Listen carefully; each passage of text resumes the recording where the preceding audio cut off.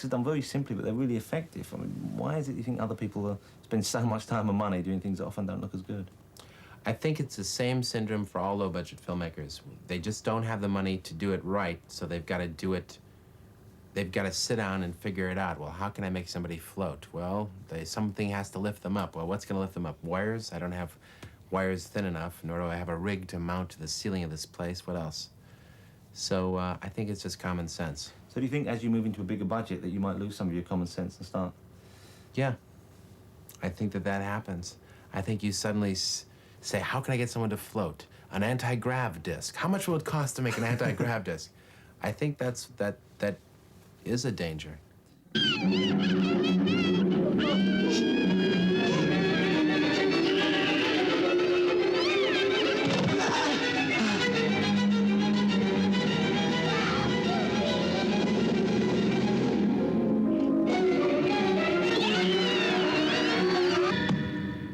A number of the investors came up to me after the movie and said, and they were a little bit angry, "You told me you were going to make a horror picture. Now this is a comedy." Well, it's a horror picture with elements of comedy. But when the checks started coming in, when it turned out that we had made something that could actually sell, they loosened up and realized that we hadn't let them down. How did you go about getting a distribution deal? Rob Tappert, Bruce Campbell, and myself went to the home of distributors, New York, first, and we crashed on people's floors. And I remember one place, we didn't have enough money to rent a hotel room or a motel room, so Bruce called this girl that he knew liked him. "Say, Betty, I'm gonna come by your place. I'm in town." "Oh, great, come on by, Bruce." "Hey, can I stay the night?" "Sure, I'd love it." She was coming on to him in Detroit. So Bruce shows up at her door. She opens it. "Bruce, Rob and I are there." "Hello, hello, we're here too." She went, "Oh, you're all here. Okay, come on in. You can stay the night." So it was a nightmare to use this woman's apartment. We had to dupe her, first of all. And then Rob and I would hear this horrible struggle going on in the back room. This apartment was no bigger than this room. Her advances on Bruce. Meanwhile, I was trying to fall asleep, pretending it didn't exist. She had 6 cats in this apartment. Not that I was in any position to complain, mind you. I'm just saying that when I awoke, I slept in a bed of cat hair. When I awoke, my face had all puffed out. It was a nightmare.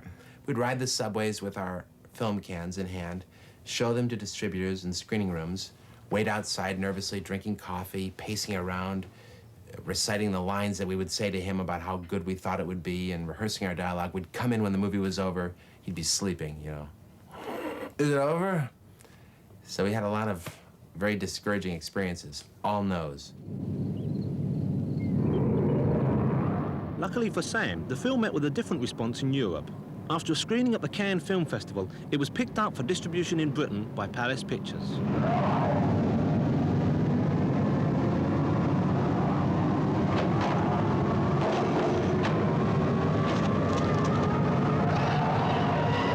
The UK audience embraced it, and they made it a big hit, along with very good marketing of Palace Pictures, of course. And after that, the United States said, "What's that? What's that little horror picture that's doing so well over there?" Despite its popularity, the film has one scene that some people found offensive. In it, one of the teenage girls is brutally assaulted in and by the woods. As a result, the film was almost banned from release on video. Do you regret putting it in? I do. I do. On what grounds? Well, I think it was unnecessarily gratuitous and a little too brutal. And finally, because people were offended in a way that my goal is not to offend people. It is to entertain, thrill, scare, make them laugh, but not to offend them. But, you know, I know a lot of 19-year-olds that are stealing cars and murdering people. Not to make that comparison, but I think my judgment was a little wrong at that time.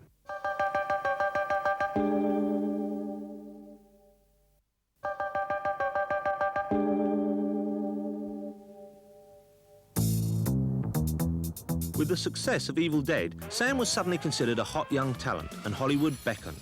The result was a deal with the studio, Embassy, and a new film, a comedy thriller called Crime Wave. The problem with that movie, one of its many problems, was it didn't know what it was about. It was a comedy, it was a drama, it was an adventure picture, it was a love story, and it turned out to be none of the above. But what did you intend it to be?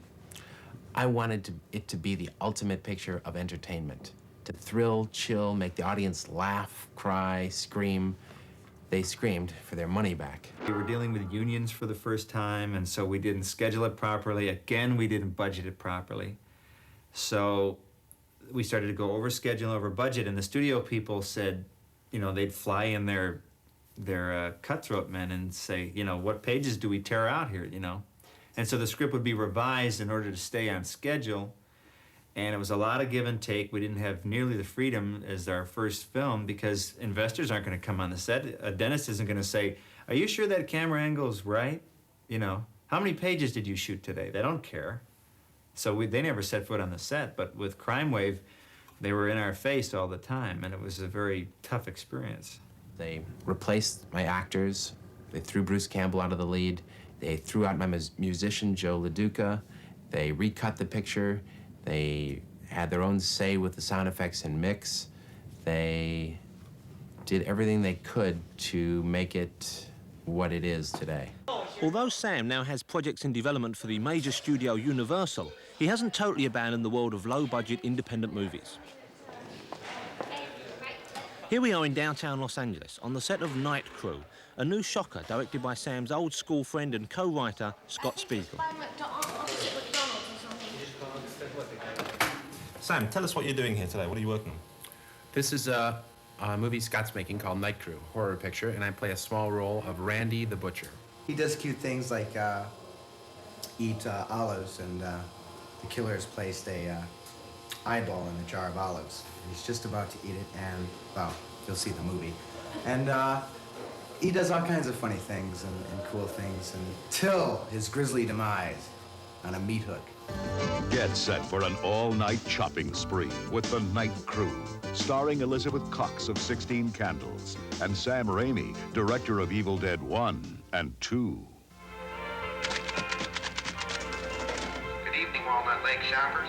It's closing time, The store will be closing in 15 minutes. but The Night Crew still has work to do Oh my God, we're gonna get in so much trouble. because there's one last customer who isn't satisfied. No. This creep keeps calling her. He's driving us nuts. Leave me alone. He wants to slash their prices.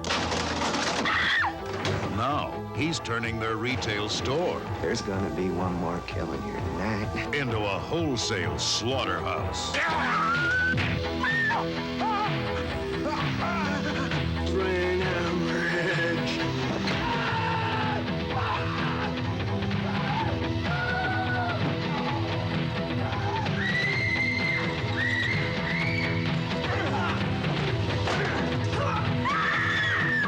I'm just crazy about this store. Night Crew. Thank you for shopping at Walnut Lake Market. This is Night Crew, and this actually aren't what you think they are. This has nothing to do with a cow. These are human parts. Which one of those was Sam? Let's see. Well, the ham's not here, so. Just kidding. A little joke. Any idea where it might be? Okay, fine. Just let's do it. It should be here. Ready? Let me know when the camera is ready to reload, okay? Sam? Yeah. Hey, buddy, you don't need to go in that meat cooler. I can't see that door opening. Okay. So. You got it. Now maybe? Wait a Yeah, minute. that's right. I lied. Just do your motions just like you did before. I lied. Okay. You want any different? I'll give you whatever you want. No, that's just fine. Do you enjoy acting in other people's movies? Yeah, I do. I especially do because it serves as very good instruction for me as a director. Because I can, as an actor, I hear direction and I think, oh, I see. Actors need more direction than he's giving here, or, gee, I'm really glad he said that. Because I wouldn't have as a director, and I realized that an actor would need that here. So I learn, I'm always learning bits and pieces about directing from just being in them. Guys, whenever you're ready, please. Okay. Here we go. It's like And just under. It's like two. The stuff is two. Okay. ready? All right. Speed. Okay. Marker.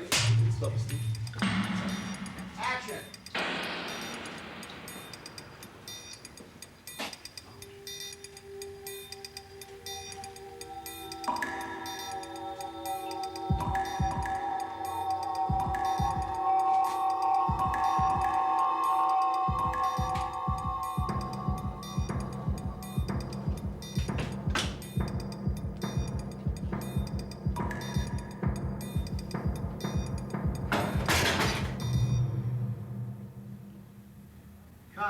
That's a cut. Cut.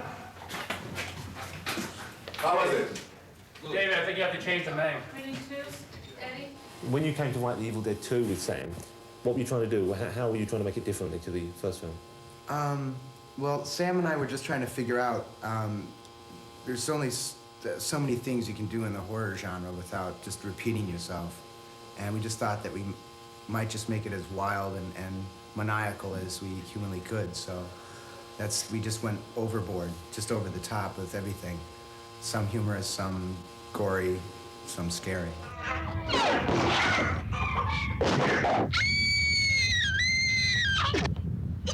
Did Sam genuinely want to make Evil Dead 2, or was it just because that was the easiest project to get off the ground? It was probably a combination of the two. I think after Crime Wave, he wanted to, and I know just to make a movie that worked, and we knew that Evil Dead 2 would work, and that it had a certain audience, and it could make money for somebody, and that we could make a good picture out of it, which are really right reasons to make a movie. I know there are other tales that we may have rather have told, but they were much more expensive and beyond our range. Evil Dead 2 was taken around by Robert Tappert, Bruce Campbell, and myself to about 12 different companies out in Los Angeles, financing distribution companies like Crown International, Columbia Pictures, MGM, Universal, and we met with constant rejection until we brought the script to De Laurentiis Entertainment Group, which is now, I think, defunct. But nevertheless, we showed the script to Dino, and he said, "How much you want for this picture?"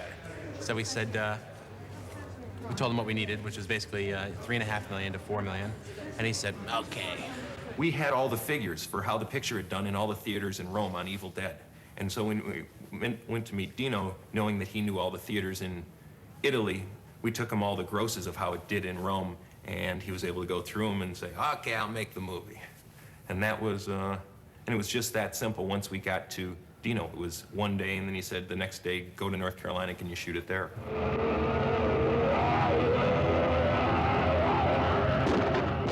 Evil Dead 2 didn't disappoint the fans. Picking up from where number 1 left off, it's faster, sharper, funnier, and scarier than its predecessor.